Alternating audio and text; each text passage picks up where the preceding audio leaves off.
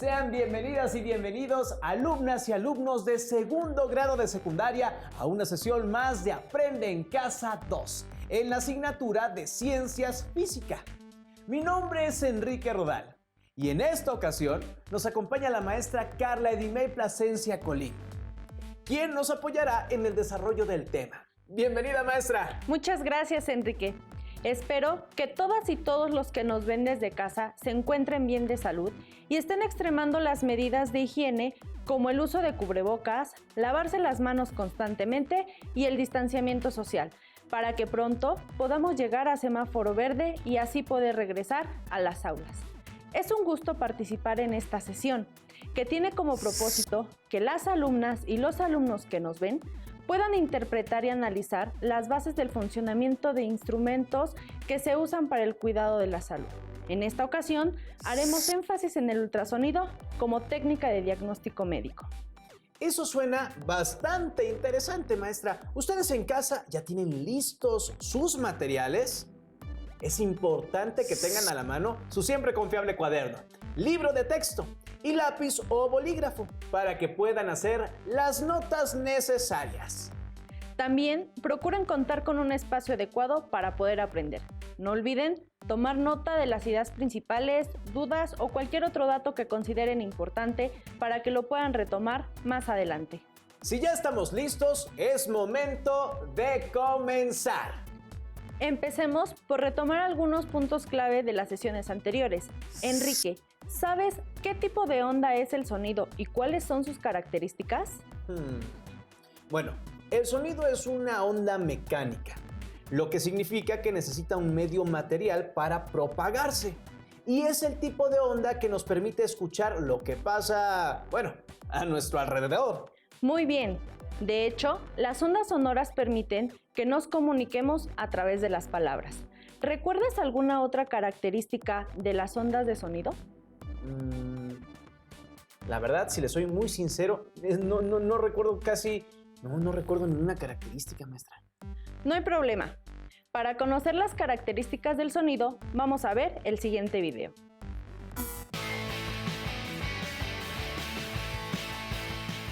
¿Saben? De niño me encantaba lanzar piedras al agua. Siempre me han gustado esas ondas que se producen. Pero, ¿qué explicación habrá detrás?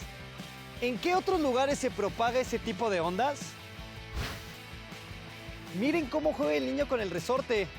Es todo un as haciéndolo funcionar. ¿Y qué tal aquellos chicos bailando y disfrutando de la música? Siento vibraciones junto a la bocina. ¿A qué se deberá? ¿En qué se parecen las escenas anteriores? Como podemos ver, en las tres escenas aparecen diferentes tipos de ondas. A nuestro alrededor hay objetos que vibran y generan ondas que viajan a través de materiales sólidos, líquidos o gaseosos. Una forma de clasificar las ondas es tomando en cuenta la dirección de su propagación. Por ejemplo, si tomamos un resorte, lo atamos de uno de sus extremos a una pared y lo agitamos del otro extremo. Moviéndolo hacia arriba y hacia abajo, generamos ondas transversales.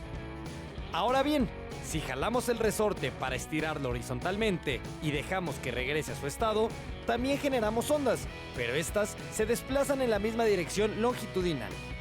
Independientemente de su tipo, todas las ondas tienen las siguientes características: dirección de propagación, crestas, valles, amplitud, longitud de onda, frecuencia y periodo. El sonido se origina por la vibración de un cuerpo.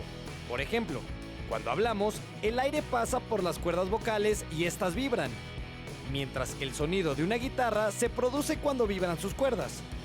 Como ya dijimos, el sonido necesita un medio material para propagarse, ya sea un sólido como un metal, un gas como el aire o un líquido como el agua. Las ondas sonoras se propagan en todas direcciones, y dado que su frente de onda es esférico, podemos escuchar un sonido desde múltiples lugares.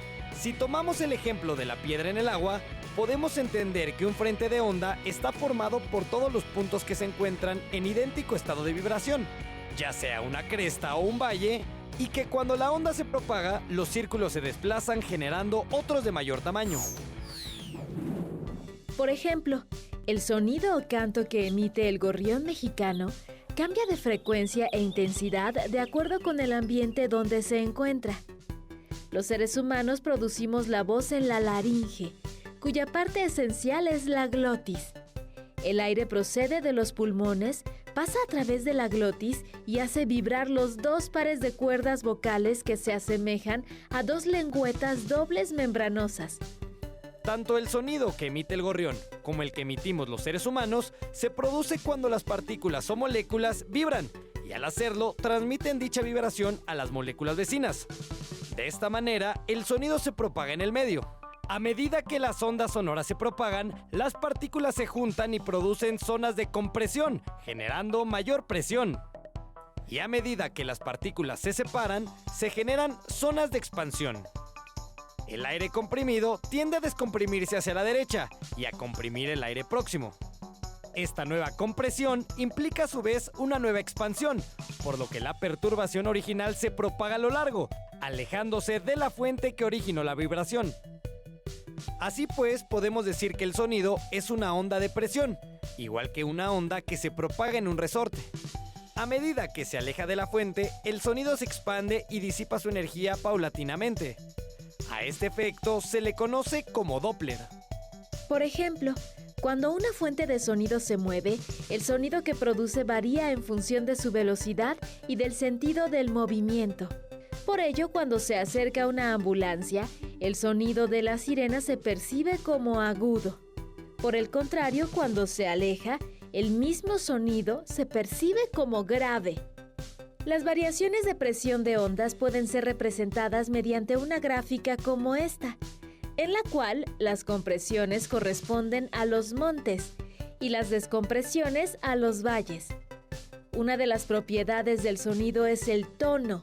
Este se relaciona con la cantidad de energía que transporta la onda sonora y nos ayuda a diferenciar los sonidos fuertes de los débiles. Los tonos se diferencian por sus frecuencias. Un tono será agudo cuanto más rápido vibre la fuente sonora y más grave cuando más lenta sea la vibración. Como hemos observado, cada objeto o ser vivo emitimos una onda diferente. Por ejemplo, los aparatos que emiten sonido, los animales como el gorrión y otras aves, y nosotros, los seres humanos, quienes podemos controlar el aparato de fonación y la fuerza de expiración para hablar de forma aguda o grave, y así variar la intensidad sonora. ¿Qué dices? ¿Lanzamos un par de piedras al lago? Como podemos observar en el video, el sonido es una onda mecánica de tipo longitudinal que nos permite escuchar lo que nos rodea. ¿Entonces el sonido no es como las ondas electromagnéticas? No. El sonido no es generado por campos magnéticos y eléctricos. De hecho, no es una radiación. Las ondas mecánicas no pueden ser colocadas en esa categoría. Las ondas mecánicas son una perturbación del medio que las propaga. Entonces, si no hay medio, no hay onda mecánica. Eso significa que el sonido no se puede propagar en el vacío. Así es. Por ejemplo, si colocáramos un timbre dentro de una campana de vacío y sacáramos todo el aire que hay dentro de ella, aunque estuviera funcionando el timbre, no podríamos escucharlo. Porque si sacamos todo el aire, ya no habría un medio material por el cual se propague la onda. ¿O no, maestra? Es correcto. No debemos olvidar que el sonido hace vibrar las partículas del medio por el cual se propaga. Y sin partículas no hay sonido. Maestra, ¿los humanos somos capaces de percibir todas las ondas de sonido? ¿O, no sé, existen algunas que no podamos escuchar? Es una muy buena pregunta. El oído humano puede detectar ondas sonoras que se encuentren en un rango de frecuencias comprendidas aproximadamente entre 20 y 20.000 Hz. Entonces no somos capaces de escuchar frecuencias menores o mayores a esos valores. No, no podemos. No podemos escuchar esos sonidos. Todas las ondas sonoras cuya frecuencia es menor a 20 Hz reciben el nombre de ondas infrasónicas, mientras que las que tienen una frecuencia mayor a 20.000 Hz se llaman ondas ultrasónicas. Ondas ultrasónicas. ¿Esas son las que usan los aparatos de ultrasonido? Exactamente. Pero antes de llegar ahí, me gustaría mencionarte que, aunque nosotros no podemos escuchar infrasonidos o ultrasonidos, hay algunos animales que sí lo pueden hacer. Por ejemplo, los elefantes, que pueden escuchar sonidos cuyas frecuencias oscilan entre los 12 y los 16.000 Hz. Ah, y entonces los elefantes son capaces de escuchar ondas infrasónicas que nosotros no podemos. Es correcto. Por otro lado, los perros y los gatos escuchan sonidos con frecuencias entre los 20 y 64.000 Hz. Los perros y gatos pueden escuchar sonidos en la zona del ultrasonido. ¡Qué interesante! Un caso muy interesante son los delfines, que pueden escuchar frecuencias entre 20.000 y 150.000 Hz. Vaya, su rango auditivo está completamente en el ultrasonido, maestra. ¿El sonido viaja mejor en el agua que en el aire? La propagación del sonido depende de las características del medio, principalmente de su elasticidad. Por elasticidad me refiero a la capacidad del medio para recuperar su forma inicial. Un parámetro que podemos medir es la velocidad del sonido y cómo varía dependiendo del medio en el que se propaga. Entonces eso quiere decir que el sonido no va a viajar a la misma velocidad en el aire que en el agua. Efectivamente, en general, el sonido se propaga a mayor velocidad en líquidos y sólidos que en gases. Por ejemplo, la velocidad del sonido en el aire es aproximadamente de 344 metros por segundo, mientras que en el agua viaja a unos 1440 metros por segundo y en el acero alcanza una velocidad de aproximadamente 5000 metros sobre segundo. Hay mucha diferencia en las velocidades de propagación. Así es. Y ahora que ya conocemos más cosas sobre el sonido, hablemos sobre la técnica de diagnóstico médico conocida como ultrasonido. Enrique, ¿sabes qué es el ultrasonido y para qué se usa? Sí. El ultrasonido es un instrumento que utilizan los médicos para obtener imágenes del interior del cuerpo. Por ejemplo, para detectar alguna enfermedad o conocer el desarrollo de un feto cuando está en el vientre materno. Así es, el ultrasonido es una técnica de diagnóstico considerada no invasiva, que permite obtener imágenes dentro del cuerpo. Maestra, ¿qué significa que sea una técnica no invasiva? Los procedimientos no invasivos son aquellos que no involucran instrumentos que rompan la piel o que entren físicamente en el cuerpo. Bueno, menos mal que no hay que cortar o algo por el estilo para poder utilizar un ultrasonido. Pero, ¿cómo funcionan?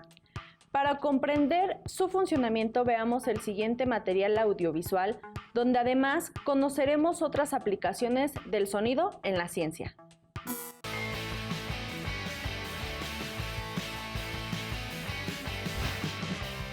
Vengo a fisioterapia con ultrasonido para recuperarme más pronto de una torcedura de tobillo. ¿Sabías que esta tecnología funciona con el eco? Sí, como lo oyes, con el eco. El eco se produce cuando las ondas, ya sean acústicas o electromagnéticas, se reflejan en una superficie.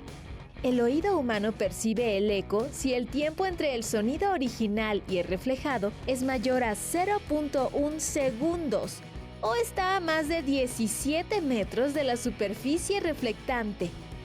Las ondas sonoras se reflejan en varias direcciones y solamente algunas de ellas regresan al punto de origen. Por eso, el eco es menos intenso que el sonido original. Las ultrasónicas son ondas con una frecuencia superior a 20.000 Hz, no perceptibles por el oído humano, pero capaces de reflejarse y de generar eco. Una aplicación de este eco es el sonar o ecosonda, una técnica que usa la propagación del sonido bajo el agua para navegar, comunicarse o detectar objetos sumergidos. Esta técnica funciona de forma similar al mecanismo de orientación de los murciélagos y los delfines.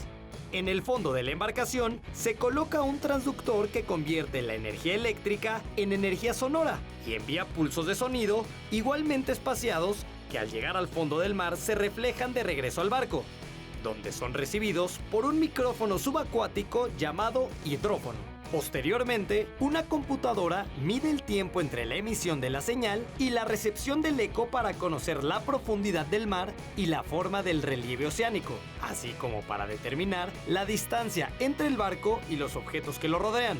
por ejemplo, arrecifes o bancos de peces. El sonar también se usa para detectar fallas en tuberías y encontrar yacimientos submarinos, entre otras aplicaciones. Ahora hagamos un viaje al pasado para conocer un poco del desarrollo del sonar, específicamente al siglo XIX. En ese entonces los hermanos Curie descubrieron que los cristales piezoeléctricos como el cuarzo podrían convertir la tensión mecánica en electricidad y esta en vibraciones mecánicas. Por esta razón fueron fundamentales para la fabricación de los transductores. A principios del siglo XX, el físico Paul Langevin aplicó el ultrasonido en el campo de la navegación e inventó el sonar, el cual se usó durante la Segunda Guerra Mundial para vencer a los submarinos nazis. A mediados de la década de los 50, el ultrasonido fue aceptado por las sociedades médicas como un instrumento de diagnóstico. Y a partir de 1970 comenzaron a construirse instrumentos más precisos y compactos. El aparato de ultrasonido o ecógrafo funciona de la siguiente manera. La vibración del cristal piezoeléctrico produce pulsos de sonido, que son ondas intermitentes con una frecuencia entre 1 y 5 MHz, los cuales se propagan al interior del cuerpo. Una parte de estas ondas se refleja al encontrar un obstáculo, en este caso un órgano, y el resto penetra hasta encontrar el siguiente obstáculo. Las ondas se propagan en estructuras con alto contenido de agua. Por ello, el ultrasonido no se utiliza para estudiar el tejido óseo ni órganos con cavidades de aire, porque las ondas continúan su camino sin hacer eco. El ultrasonido de baja intensidad permite transformar la señal en imágenes denominadas ecografías o ecogramas, las cuales el médico ve y analiza sobre una pantalla en tiempo real. Con el ultrasonido se aprecia el movimiento de los órganos y de la sangre que fluye por ellos y se detectan cambios en su aspecto, función o masas anormales como los tumores. Es una técnica indolora y no peligrosa, y entre sus usos más comunes está el obstétrico, para monitorear el desarrollo fetal.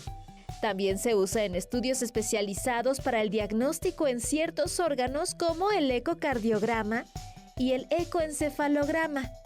Y otro uso es el terapéutico, ya sea para disminuir el tamaño de cálculos en los riñones con el fin de que el organismo los pueda expulsar, o bien para tratar la tendinitis muscular mediante la vibración de los tejidos y así calmar la inflamación y el dolor. La física es una ciencia que ha contribuido no solo a conocer más nuestro planeta, sino también al interior de nuestro organismo. ¿Y tú, cómo te has beneficiado de la física? Esto es bastante interesante, maestra. El sonido tiene muchas aplicaciones, además de los aparatos de ultrasonido. Me pregunto, ¿quién habrá inventado ese aparato? Para que existieran las máquinas de ultrasonido pasaron muchos sucesos. Podríamos decir que lo primero fue descubrir las ondas ultrasónicas. ¿Recuerdas que hay animales que pueden detectar sonidos que nosotros no somos capaces de escuchar? Sí, como los elefantes, los delfines, los perros y los gatos. Pues en el siglo XVIII, el biólogo italiano Lazzaro Spallanzani descubrió la existencia de las ondas ultrasónicas, mientras estudiaba la forma en la que los murciélagos atrapaban a sus presas. Ay, de mis clases de biología, recuerdo que una vez nos mencionaron que los murciélagos usan el eco para moverse en su entorno y encontrar comida en lugares con poca o nula luz. Tienes razón. Regresando a la historia del ultrasonido, después de este descubrimiento vinieron las aportaciones de Christian Andreas Doppler sobre el sonido y de los hermanos Pierre y Jacques Curie sobre los materiales piezoeléctricos, como vimos en el video. Al terminar la Segunda Guerra Mundial, empezó el desarrollo de equipos diagnósticos en medicina. Después de varios años de desarrollo, en la década de 1950, el ultrasonido fue aceptado por las sociedades médicas como un instrumento de diagnóstico. En esta época, los equipos eran de gran tamaño y ocupaban espacios considerables. Aún no existía el gel conductor y los pacientes eran sumergidos en un estanque lleno con una solución conductora de sonido, como el agua, y debían permanecer sin moverse durante la adquisición de las imágenes. En la imagen del lado izquierdo vemos el aparato donde eran colocados los pacientes, mientras que a la derecha observamos una imagen del riñón derecho con una parte del hígado. Sí que eran de gran tamaño los primeros aparatos de ultrasonido y las imágenes, bueno, no eran tan definidas. Pero, ¿qué es el gel conductor y para qué sumergían a las personas en agua? Existen varias cosas que pueden impedir el camino de las ondas del ultrasonido. Los gases, como el aire, pueden obstaculizar la proyección de las imágenes. Si hay una variación en la densidad del medio entre el transductor que genera las ondas y lo que se requiere observar, no se obtendrán imágenes útiles. En el caso del primer aparato de ultrasonido, el cuerpo del paciente era sumergido parcialmente en agua para que las ondas fluyeran por el líquido y luego inmediatamente al cuerpo. Entonces, el gel sirve para que las ondas de ultrasonido fluyan entre el transductor y el cuerpo del paciente, ¿no, maestra?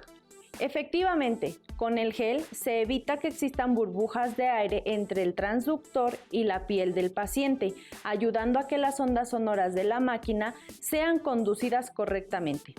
Ya en la década de 1970, se logran las primeras imágenes en escala de grises. Además, se agregan componentes electrónicos a los aparatos de ultrasonido, logrando finalmente imágenes en tiempo real de alta resolución. A la izquierda podemos ver un equipo de ultrasonido estático, es decir, su brazo no podía moverse, y a la derecha observamos una imagen del abdomen obtenida con ese aparato. En la actualidad, los aparatos de ultrasonido cuentan con componentes eléctricos muy sofisticados y sus transductores son capaces de generar varios tipos de frecuencias para adaptar la técnica al estudio de diferentes órganos.